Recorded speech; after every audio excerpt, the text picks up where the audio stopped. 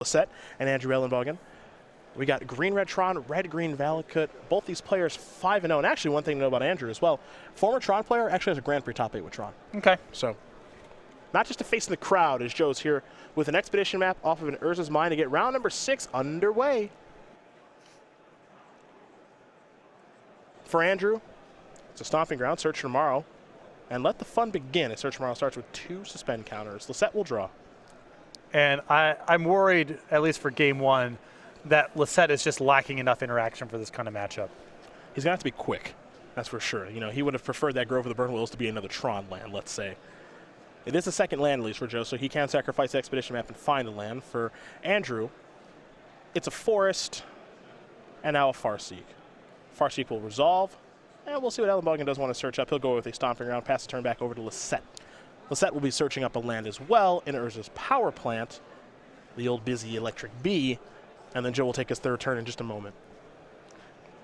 Something that will be helpful for Lossett in this matchup is that a lot of his top end incidentally blows up lands, and if he can keep Elenbogen kind of tight on mana, that's a way to prevent very much from happening on the other side of the battlefield.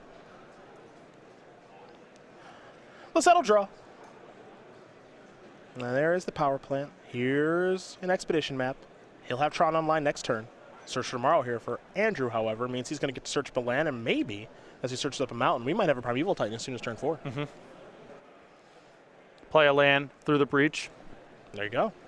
Although having the basic forest complicates the Valakut math a little bit. A touch. This deck is in the market for as many mountains as possible. Elenbogen will draw now for the turn. And does he have it through the breach here? It looks as though he's drawn a lot of copies of Valakut. That's a touch awkward. At least 2. I think that, is that all 4? Maybe? Here's a Sakura Tribalder? He's got another one in hand for sure. His hand looks really weird.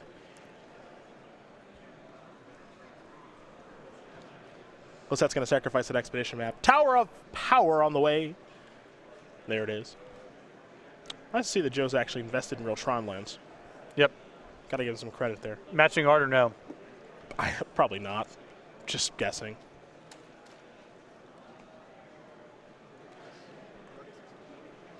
Joe still likes to show that he's in control of the future match area by messing with us a little bit. There's the Tower of Power. Tron is online. A lot of mana available here for Joe this turn, 8 to be exact. Could go towards World Breaker if you'd like. Yeah. Yeah, here we go. Patrick's all fired up now. So close to Ulamog.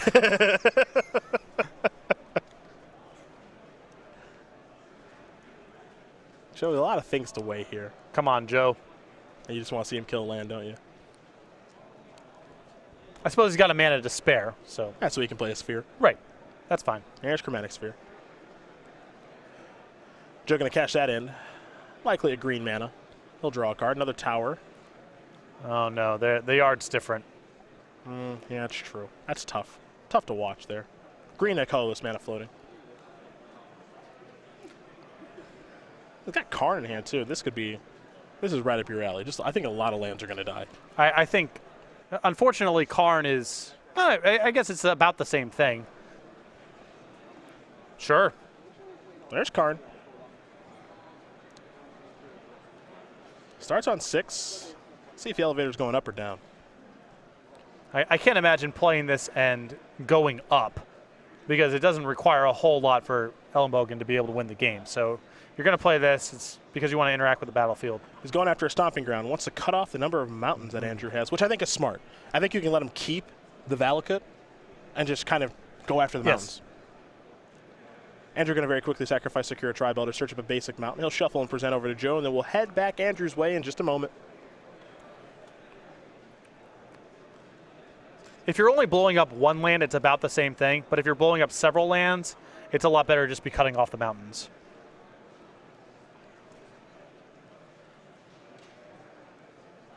So let's see what Andrew can put together here. Didn't get a great look at the draw. But again, we know he's got at least another copy of Valakut in hand. That's a Cinderglade. And there's the battlefield untapped because of all those basics out there. And it might be prime time. It is prime time. So Andrew's going to very quickly search.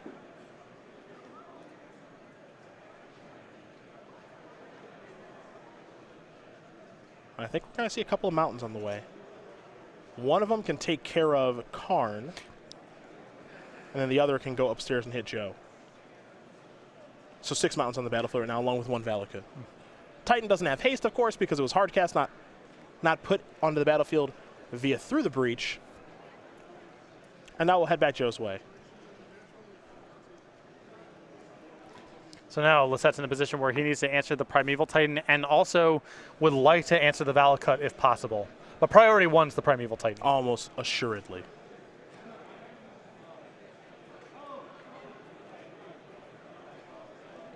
And even just World Breaker right now is not a sufficient response. No, not at all. The 5/7, I mean, it's good, but it's not great.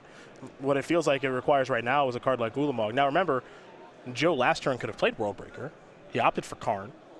Now if he had gone maybe the other way, Karn comes down, takes care of Primeval Titan, life's okay. And Joe's going to give Andrew a life. And it looks like it's going to be World Breaker. With the cast trigger, he gets to exile that Valakut. And the follow-up here. So he's got a lot of mana to work with. It's going to be a Spellskite, an Expedition map. And that'll be it for Lossett's turn. So let's go back over to Andrew. He'll draw a card now. He's got an active Primeval Titan. That thing can attack if it wants to. Ladies and gentlemen, I'm looking for Shane Salmon. And Lossett cannot trade with it. World Breaker is a 5/7. Spellskite's a no 4. So the best that Lossett can do is just bounce off. There's Valakut. Summoner's Pact. Huh. Well, go get another Primeval Titan. Nice. If he's doing this pre-combat, it probably means he has Through the Breach. Yep. Mm-hmm. I'm not going to do the math. I'm going to be honest with you. Okay. But I'm guessing Joe's dead. Okay. You're going to leave that up to me and the viewers at home. Yeah. Got it. That's on us. Cinderglade, along with Valakut. We think. Yeah, I mean, the triggers are a little awkward here because Lossett has a Spellskite. You can redirect a little bit of it. Yeah. But I'm guessing every road leads to the same place. Yeah, I think what you do there is you just say, okay, both targets at Spellskite, get that out of the way. Now attack with both of my Primeval Titans, search up as many mountains as I possibly can. That'll be 4. That'll be a bunch of triggers from Valakuts. And then one Primeval Titan's also just going to get through and hit you for 6. So all of these triggers, that'll be 2, 4, 6, 8. 8 times 3 is 24. And then 6 more. Yeah. So 30. Lossett's Bang. dead by a lot. See, I was willing to do the math for you. Yeah, I knew it was lethal. I didn't know how by how much, but I knew it was lethal. We'll see if we can get you a raise with that kind of commentary. Okay. Andrew Elenbogen's going to win game number 1 here over Joe Lossett. Red-Green Valakut up a game over Green Just hop Red in and correct me when I'm wrong. Just submit your lineup and collect your cash. We'll take a look at the sideboards here for both players. We'll start with Joe. Number 1 on our Player of the Year leaderboard right now for the SCG Tour. He's got 4 Lightning Bolts, 3 Nature's Claims, 3 Thragtusk, 3 Warping Whale, a Relic of Progenitus, and a Forest. Not a lot. No, I mean, the Warping Whales are okay here. They interact with a lot of the early sorceries that generate extra lands, but this is a pretty light sideboard. On the other hand, his top end is not great in this matchup. He's got several copies of Wormcoil Engine, for example, that are kind of nonsense. So I imagine he can make room for the Warping Whales, even though they're not great here. For Andrew, he's got 3 Obstinate Baloth, 3 Anger of the Gods, 3 Spellskite, 2 Crumble to Dust, 2 Grafdigger's Cage, a Relic of Progenitus, and a Reclamation Sage. I'm guessing the 2 copies of Crumble to Dust and the 1 Reclamation Sage coming in this matchup. Sage is not great, but there's plenty of artifacts in the Tron deck. There could be spots where something like Oblivion Stone is problematic. You can at least force the issue there. And the 2 Crumble to Dust are easy to bring in. And those are the options there for both players. And we will be underway in game number 2 in just a moment. But keep in mind, this Red-Green Valakut deck that's having a heck of a tournament here. Matthias Hunter, Max McVitie, and now Andrew Elenbogen all playing this deck. And Joe Lossett has put Tron on the map. Those are options for Modern Weekend taking place in Los Angeles, hosted by Channel Fireball. Charlotte, hosted by Star City Games. You can find out more about the latter right now. On May 20th through the 22nd, make plans to be part of Modern Weekend and Magic the Gathering history when StarCityGames.com proudly presents Grand Prix Charlotte. Register for the Modern Format main event to compete for thousands of dollars in prizes and receive an exclusive playmat featuring Jace as he pores over the pages of Tomio's journal. Select the 3-day Infinite Challenge package to compete in all challenge events for one low price, while also walking away with the exclusive Jace playmat. Add a premium rewards package and take home a collectible pin, deck box, 80-count pack of sleeves, and playmat, all featuring the iconic Noble HIERARCH. Play in select side events for even more chances to win additional Noble HIERARCH pins, deck boxes, sleeves, and playmats all weekend long. And don't forget to come say hello to Grand Prix Charlotte's many special guests, including cosplayer Christine Sprinkle and an artist alley full of fan favorites, headlined by guest of honor Rob Alexander. Be part of Modern Weekend and Magic the Gathering history. Register for Grand Prix Charlotte today. We are looking forward to Modern Weekend, whichever one you can attend. Be sure to attend one either in Los Angeles, hosted by Channel Fireball, or in Charlotte, hosted by StarCityGames.com next weekend. Play one of these two powerful decks. And for Joe Lossett, he's really demonstrated the power of Green-Red Tron as we learn more about number 1. And could be the player of the year on the SCG Tour. Wouldn't surprise you if he won it, right? Oh, no, it would not, but a lot of Magic left to be played on the year. Hard to project that far out, but the amount of success he's had in the Opens and in the Invitationals, I think there's a very good chance he locks it up. A member of Team Nerd Rage Gaming is the 36-year-old from Redlands, California, with, yes, 20 Open top 8s, 5 wins, 2 Invitational top 8s as well. Varsity rower at the University of Colorado, a Star Wars fanatic, and he follows StarCraft 2 as closely as he does follow Magic. I don't know if he plays StarCraft 2 as well as he plays Magic, but if he did, that'd be a pretty impressive feat, as he is number 1 right now in our Player of the Year race here on the SCG Tour, and he is 5-0 to kick off this weekend here in Indianapolis. So he's off to another great start, though he is down a game right now. I think a tough matchup. I think so too. Yeah? The deck is pretty good at interacting with the board, but unfortunately for Lossett, even if he is interacting with the board, this Valakut deck can kill pretty easily in one shot, and Lossett does not have a lot of interaction at instant speed. Most of what he does is sorceries, either planeswalkers or creatures, and so it makes it very hard to interact with the bursts that these Valakut decks are able to put out. And they hit you pretty hard. That's for sure. These decks are not messing around. Both players are going to take a look at their opener. Again, Joe will be on the play here. It looks like Andrew will take a mulligan. Does not like his opening hand. So down to 6 goes the Valakut deck. This deck probably mulligans okay. Yeah, I mean, it's a combo deck to some extent, so mulligans are always painful. But combo decks that are about slap A plus B together usually mulligan a lot better than critical mass decks, and this build of Valakut is very much a A plus B sort of deck. Well, Andrew's going to take a look at 6 cards while he does finish shuffling up for his mulligan. We'll very quickly talk about the StarCityGames.com weekly sale that does take place every week. Got a new one for you. And this one, you can save on select wholesale goods. Yeah, a lot of these collections are very, very nice for getting someone into Magic. A lot of cycles of common dual lands and things along those lines. So go check out the wholesale sale right now. That's a complicated thing to say, wholesale sale. Sale on wholesale goods. Ends Monday, 10:59 a.m. Eastern Time. 11 o'clock rolls around. There's a new sale. Happens every week, so just be checking back at the website periodically. Check out the new sale. StarCityGames.com. That's where you can go. Wholesale sale. You did it. Andrew going to scry. See where that top card goes in just a moment. Joe trying to stay awake. He's bored. Yep. It's all just straightforward and easy for Joe nowadays. All you can do is play a land and tap out each turn. Pretty much. And just hope that that's good enough. Yep. He's going to keep it on top. We're underway in game number 2. It's Nurse's Tower of Power, and now there's an Expedition map. Let's go back over to Andrew. His first turn of the game. That'll bring a Search Tournament. Never mind. Excuse me. Oath of Nissa. Different 1-mana green play for this deck. This deck absolutely, positively needs to find Primeval Titan, and failing that, land drops are helpful. That's what the other thing the deck is up to. Secure Tribe Elder. Yep, Oath of Nissa does it all. Take a look at the top 3 here, Will Andrew. See what he wants to take as he does consult his hand. Basic Mountain. That's you. He selected you. Nice. I got the joke. Thank you.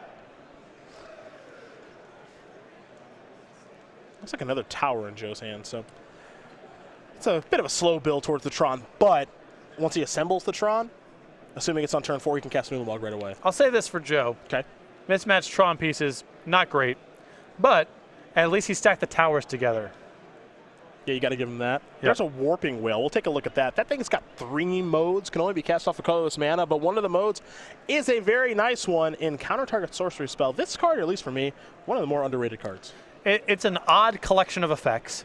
I imagine it's mostly in Lossett's sideboard for this mode, though the other stuff can come up as well. It was sort of initially billed as an anti-Splinter Twin measure because you could exile Exarch or Pestermite with the exile effect, but then that deck essentially got banned. Still shows up a little bit in decks that are dense on colorless mana. For Lossett, it's an Ancient Stirrings off of a Grove of the Burn Willow. So nice as to give Andrew a life, be able to cast this very powerful spell. Looks like he's going to be selecting an Urza's Mine, but they want to make sure they've got life totals in order here. And there is the Urza's Mine that Joe will select. So, Urza's Mine in hand, Expedition map on the battlefield that can search for Urza's power plant, so you can put together the Tron pretty easily here. Go Andrew's way. There's a basic mountain. This is a Spellskite. That will resolve. So, Joe is going to sacrifice an Expedition map. Wants to check his hand just to make sure he doesn't get the wrong piece here. So there's the power plant. Spellskite's a little bit of an odd one to see in the board here. Well, it's actually got some nice utility against Tron. Can redirect a Karn activation, can redirect a little bit of Ulamog activation as well. Okay. So it does a little bit, not a ton, but what it does is not irrelevant. I will say that.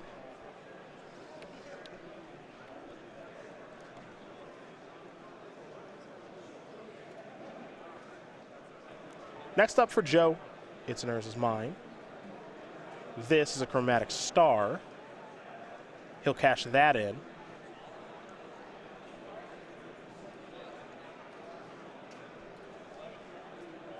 And we're going to head back Andrew's way.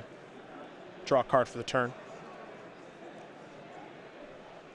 Sacrifice very quickly a Bloodstained Mire. Cinderglade is the weapon of choice. See if he has one of his sideboard to crumble to dusts. And the way he's moving through his turn, I have a feeling he might. Tapping 4 mana, bang, crumble to dust is going to go after Urza's Mine. This is your brand new Sowing Salt, folks. And it's always been easy for Scapeshift to cast. And I called it Scapeshift again. It's okay. And it's just not that. I know what you meant, man. It's just, I'm so used to seeing Scapeshift or Prismatic Omen in this deck. But it's red-green Valakut with Titan and Valakut and Through the Breach. This match has had a satisfying number of stone rains so far. You've enjoyed this? Yeah, it's been good, you know. I feel like I'm getting my money's worth. Now, this is the real trick. Can you exile all copies? Because they all have different artwork. Ah, right, you have to pass the test? Yeah. Don't mess this up. Do you leave your opponent with 1 just to give him a little sense of hope? I think that's really risky. Not a good idea? Okay. All right. Just curious about your thoughts on the matter. Just check to make sure there's 4 there. Yeah. Yeah, I like There it. you He go. did. Great. It's not amateur over here. Andrew is a former Tron player, so he knows what it's like. You know, actually, as a former Tron player, I'm a little disappointed in him. Crumbling and dusting a Tron deck. There's like an unwritten rule here that you don't do that as a Tron player. That's not cool. It's so much fun when you've played a particular deck for a very long time and you lose to one sideboard card pretty frequently, and then you have that sideboard card against other people. Feels really good. I think it's horrible. I remember the first time that I got to Paladin and Vex some mono red players, and just I felt like I was getting back at the universe. You're you know, a real tough guy. Well, Joe's going to go the Sanctum of Ugin route now. but this is a real slow burn now that he doesn't have access to Tron for the rest of the game. It's going to make things a little difficult, that's for sure. Disappointed in you. Very disappointed in you. Let's see what's next here for Andrew. He's going to start by sacrificing a Wooded Foothills.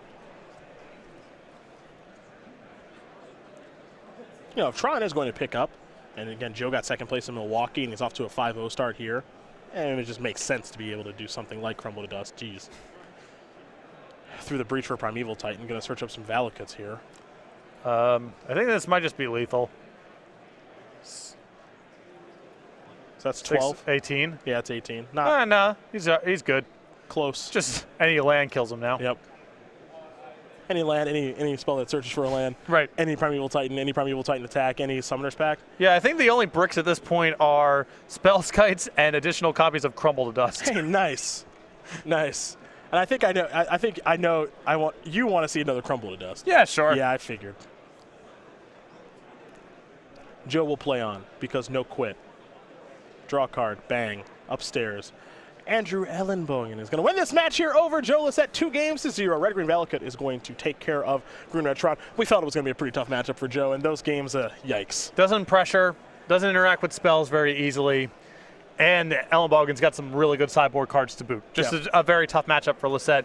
Not a surprising 2-0 win. 6-0 with the Red-Green Valakut deck that he, Max McVitie, Matthias Hunt, and a couple other people are playing here this weekend. Talk to Matthias before we went live this round.